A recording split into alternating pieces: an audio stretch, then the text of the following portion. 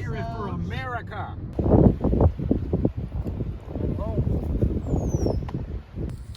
Now, if you're gonna go pee, do it on the trees.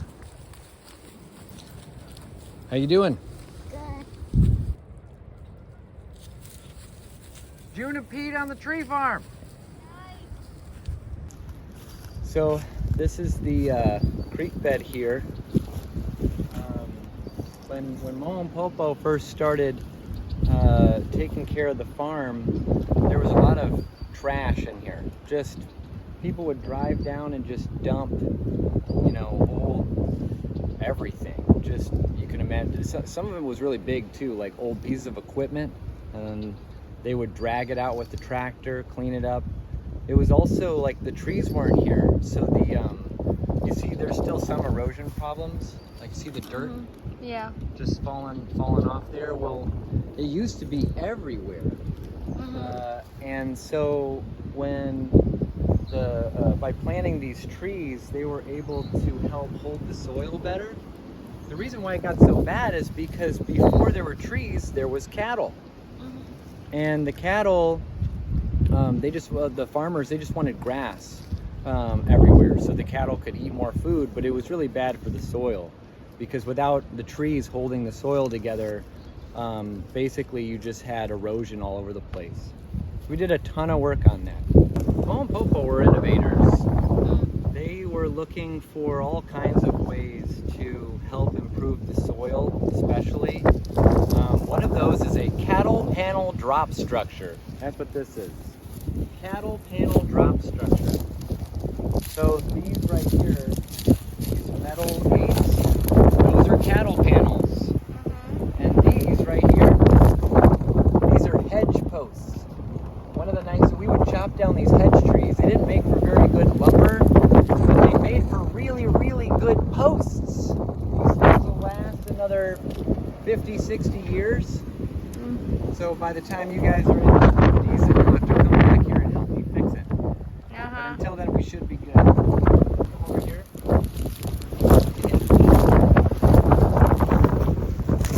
So this area, they were looking at different ways that they could try to prevent the erosion. This area in particular was really, really bad. The water would come down the alley here and then just wash the soil right down into the creek. And you can see it. You can see that the whole area here underneath the cattle panel drop structure is a lot lower than the land that was over there on the other side of it and the land that we're on over here. So their innovation was this cattle panel drop structure that allowed for the land up here to stay level, but then the land down here to stay low. And then they put rocks all over this. See all those rocks on the top? All these rocks would just help to hold the soil down. So now when it rains, you're not losing hardly any soil. It's dramatic. Also, it helps you here. This right here, do you know what kind of tree this is? No. It's a willow tree. These willow trees, you can actually plant these willow trees just by cutting the branch and then sticking it in the ground. You don't have to plant a seed. You can literally just cut off the branch, stick it in the ground. So we came over here, I was probably about Aila's age, and they came over, they had buckets full of all these willow trees, and there was water at the bottom, and us kids, we'd all go in and just be planting all these willows in the ground. So there used to be tons and tons of willow trees, but I guess they decided to just stick with a few. So these willow trees, one thing about willow trees is that they drink water. Man, do they drink water. And so, because this is lower, the water comes down, and the roots of this willow tree just drink, so that the water doesn't sit on top, because that would cause the rocks to then basically become, basically it would cause the rocks, if water stood here, to wash down into the river. And they were right, they did it. They're not even alive anymore, but they're still living right here on the farm because of what they did. Isn't that cool? Yeah. That's innovation.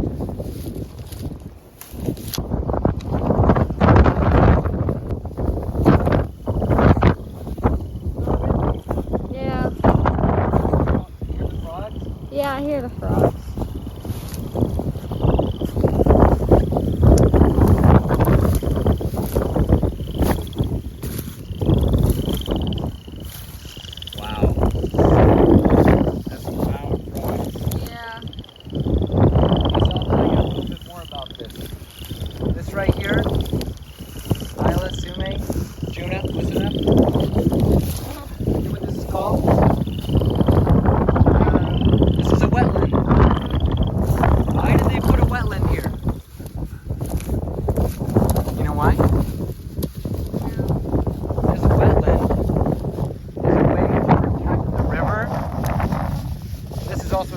conservation. Like they were looking around for the best ways to make this a healthy part of the earth, right? And that up there, before they decided to cover with prairie grass, they had a deal to plant with prairie grass, so that helped too. But there were crops up here, and they would put pesticides and herbicides and just basically chemicals and poisons all over. And all those chemicals. So all those chemicals, when it would rain, would wash all that poison right down into, you know what? The creek. And you know where the creek would go? Where? The creek would go toward the Mississippi. The Mississippi, you know where that goes? Gulf of Mexico. And then the ocean, yeah, that's right. Yeah. So there's a huge dead zone. They would talk to me about this when I was a kid. Just like this enormous dead zone. Not even fish can live there. It's just horrible. Just right there at the mouth of the Gulf of Mexico. And the reason why is because of places like this. Where all those chemicals, all that poison would just rush right into the creek. So what they decided to do was put in a system of basically the sun would just wash right down, but they would put in a system of filters. They would take this water and send it down into this wetland, and then the water over the course of weeks, it would take weeks for the water to sit and slowly move over here to this tunnel. It's like a little, well, it's a pipe basically. This pipe takes the water, and that pipe then sends it down into the river. But you know what happens to chemicals when it's exposed to the sun like this? The sun. By putting it into the wetland and having it slowly over the course of like a week or two, the water that comes down from up on the hill comes here, and then it's exposed to the sun, and the sun neutralizes the poisons. So that by the time the water comes in here, it's actually way, way, way cleaner. It doesn't have those problems anymore. So at least here, because of Momow and Popow, they're not contributing to that dead zone in the Gulf of Mexico. Thank you, Momow and Popow. And wash my face a little bit with it. When I was a young warthog, I would come out here, I'd make little tiny boats, and I'd set them in the creek. And then they would run down, and it was so much fun watching my little boats sail down the creek. But here's the water coming out. Now I wouldn't drink the water, but I'd be perfectly fine taking this water. Oh, who's taking this water? Right? Wow.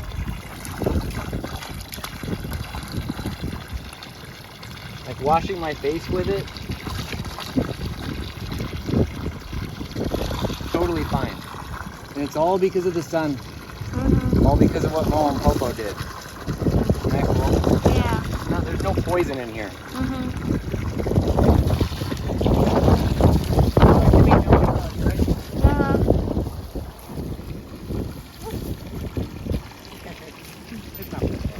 Yeah. Yeah, it is. This is where we can hide Black Rider. Right down here. You can still see, do you see how like you can still see the erosion problem. Yeah. Right? So part of what still needs to be done probably is looking at ways to plant other kinds of deeper rooted grasses. Like a lot of these grasses, these aren't prairie grasses. A lot of these grasses are just non-native. They don't have roots that go very deep. The roots of the grasses, and Momow and Popow talked about this with me a lot, and like we learned about this when we were doing our forest management course when I was 16. They would drive me across the state border from Illinois to learn about these things. But one of them was that the local prairie grasses, they would go down with roots 6 feet into the soil. That's a big reason why Iowa is some of the best farmland in the whole world, is that these roots would go so deep that there's just all this topsoil. They're actually hills called the Silt Hills in Iowa. It's the only ones in the world where entire hills of topsoil are just pushed up. And it's like other places, they're lucky if they got like a few inches. And it's just really amazing. But like in order to save this topsoil though, you need to have grasses that have deep roots. Deep roots. Deep roots grow tall trees. Thank you. Isla, can you see the difference between the trees over here and about how old they are, but then if you just look over here and how old these trees are, you notice the difference? Like how big they are? Over here, what do you notice? What do you notice about these trees over here versus like all these trees over here? Well, these trees are thicker. Here, get closer to the camera so we can see. These trees are thicker, and those are less so. There's some thicker trees over here, right? You know why? That's Momow and Popow and us cousins, we planted these trees. Almost all the trees that you see here, all the way up and around through here, we're gonna walk a ways and you're gonna see just all these trees that are around the same age. That's because we planted them. We planted them with Momow and Popow starting, here you go. We started planting these around 1989, 1990. We kept planting more trees, but we pretty much had them all in the ground by like say maybe 95.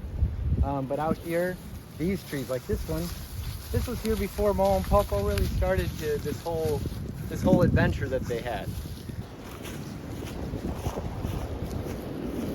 So off to the left, it's like the old forest, and off to the right, it's the new forest.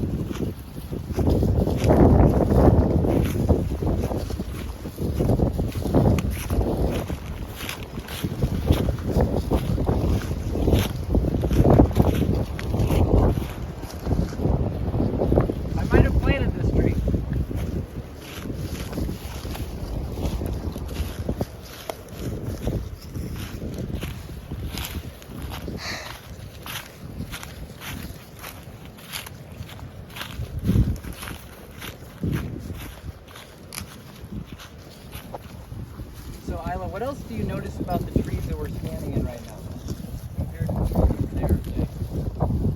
What do you notice about these trees versus those trees over there and over there? What about their shape? Do you notice anything about their shape? They're like, they don't have many branches You're lower. talking to the camera. They don't have many branches lower. They have more branches up. And they're thick. And That's right. they all seem to be kind of similar. They all seem to be kind of similar. Yep. Well, there's a mix here of mostly walnut and ash trees, and the reason why these don't have branches on the bottom and why they're so straight. See how they're very straight and tall. Yeah. You see that? You know the reason why. There's a couple reasons why. One is that there used to be a lot more trees like this one. This one was also one we planted, but we decided to take this one out. Do you know why? Why? Well, because in order for you to grow good timber, you want to start out having more trees planted because they can self-prune each other. Self-prune. Do you know what prune means?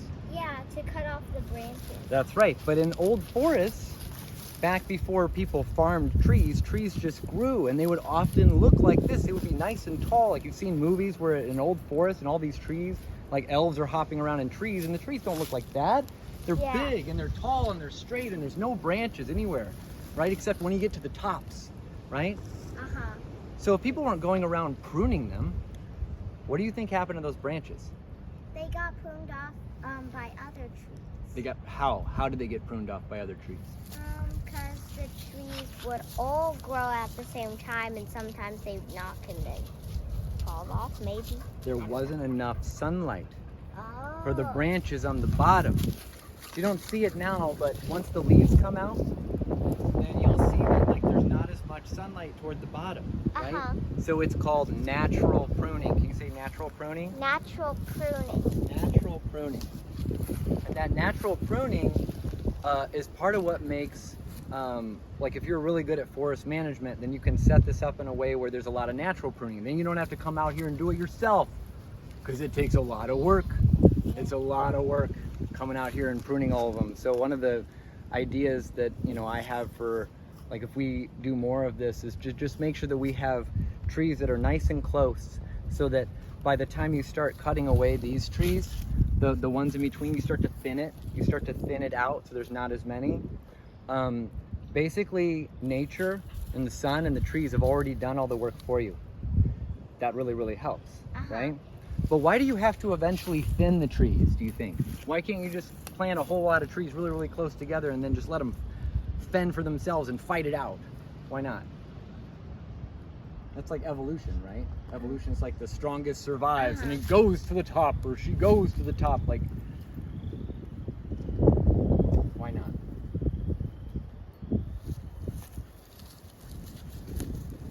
It's tough. It's tough. Here's why. Here's why.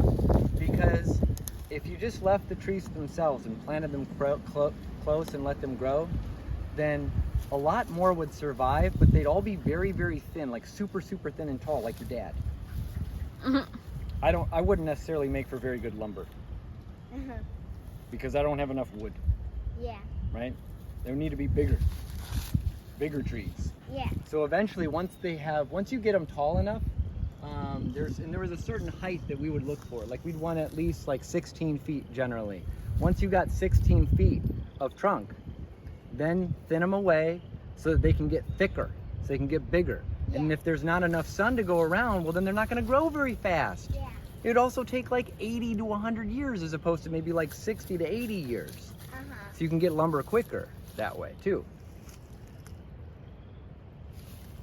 You can see that this area had a path, and that's because Popow, especially, he would take the tractor, the mower, and he would drive around and he would create buffers. He would create sections of the woods where there were no trees, there was no brush, and then that way, if there was a fire, that there were natural places where firefighters could come out and try to protect the woods. Oh. And so it's really important to have that, because you light a fire here, if it gets out of control and there's too much buildup, like you see all this buildup here, right? Yeah. You see all the limbs on the ground, right? You see all that dead wood. You see that? What do you think would happen if somebody look over there? What do you think would happen if somebody lit a cigarette and tossed it over there? Giant forest fire. That's right. So a lot of the work that Momow and Popow did in the family work when we were growing up, a lot of that really hinges on the ability to understand risk management, be able to understand how the forest grows, understand the risks to all this work, and one of those is knowing how to protect it. So making sure that we have brushes cleared away. That's why they would come out and burn a lot. They would just go through and burn some of these sections. Also mowing the grass down low, so you don't have tons of dead grass that the light, basically you light the fire and it just whooshes up the hill. Right. If that happened, then a lot of these trees would be dead and we'd lose all that work.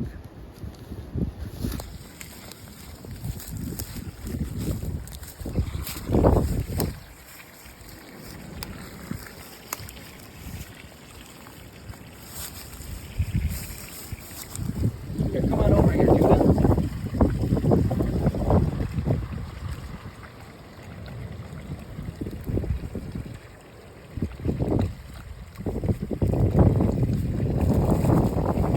Good thing Momow and Popow cleaned the water. Isn't that great? The animals don't know which parts of the river are full of pesticides and which ones have had enough exposure to the sun. That's another reason why they spend so much time trying to make this part of the river clean, is that they wanted to take care of the animals too, not just the trees. They truly were the real life Lorax.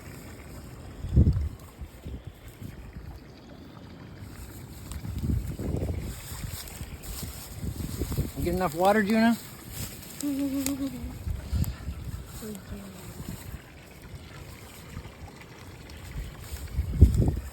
All right, let's do it. Yeah, this is gorgeous. spent a lot of time in here. This used to be a giant swamp. And we basically came in and planted a lot of ash trees, soak up the water, hold the soil together. But you can see that this whole area here is quite low. So the water would come down from up the hill. It would come down and then it would just sit. It would just sit there. So after it would rain, this whole area would just be like this giant swamp. And now, because of all these beautiful trees, the soil there is much healthier now. So it's pretty cool. Hey, great job, ladies. Momow and Popow, they would have been real proud.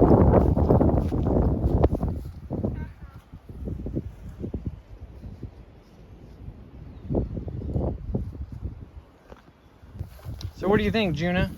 You like the farm?